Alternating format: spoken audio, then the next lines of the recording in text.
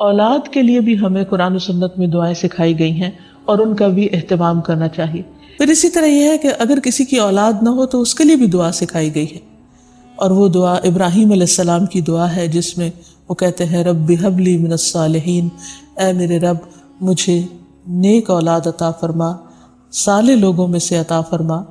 فبشرناہ بغلام حلیم، تو ہم نے اسے ایک بردبار بیٹے کی بشارت دی. یعنی اللہ سبحانہ وتعالیٰ نے ان کی دعا سن لی، اور یہ دعا بہت عرصے کے بعد سنی گئی تھی لیکن بہرحال سن لی گئی. ابراہیم علیہ السلام اللہ کے دوست تھے اور مستجاب الدعوات تھے، ان کی دعائیں قبول ہوتی تھی. یہاں یہ بات بھی پتہ چلتی ہے کہ دعا کی قبولیت کا مطلب یہ نہیں کہ جس وقت انسان منہ سے کوئی بات نکالے اسی وقت پوری ہو جائے.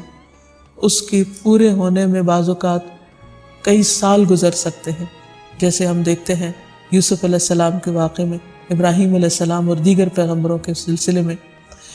اور پھر ہم اس بارے میں یہ بھی دیکھتے ہیں کہ جس طرح ابراہیم علیہ السلام کی دعائیں قبول ہوئی تو انہوں نے اپنے رب کا اس پر شکر بھی ادا کیا اور فرمایا الحمدللہ الذی وہب لی علی الکبر اسماعیل و اسحاق ان ربی لسمیع الدعاء، کہ اللہ کا شکر ہے جس نے مجھے بڑھاپے میں اسماعیل اور اسحاق جیسی اولاد دی، بلا شبہ میرا پروردگار دعائیں سننے والا ہے. اس لیے اولاد کی طرف سے کبھی بھی مایوس نہیں ہونا چاہیے، نہ ہونے کی شکل میں بھی اور ہونے کے بعد ان کی نیکی اور خیر اور بھلائی کے سلسلے میں بھی. اور اس میں ہم دیکھتے ہیں کہ زکریا علیہ السلام کی بھی اولاد نہیں تھی تو وہ بھی بڑھاپے تک مایوس نہیں ہوئے اور دعا مانگتے رہے.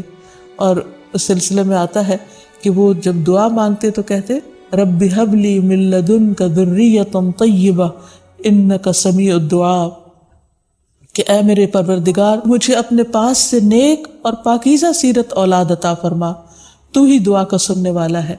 یعنی پیغمبر ہمیشہ صرف اولاد کی دعا نہیں کرتے بلکہ نیک اولاد کی دعا کرتے ہیں.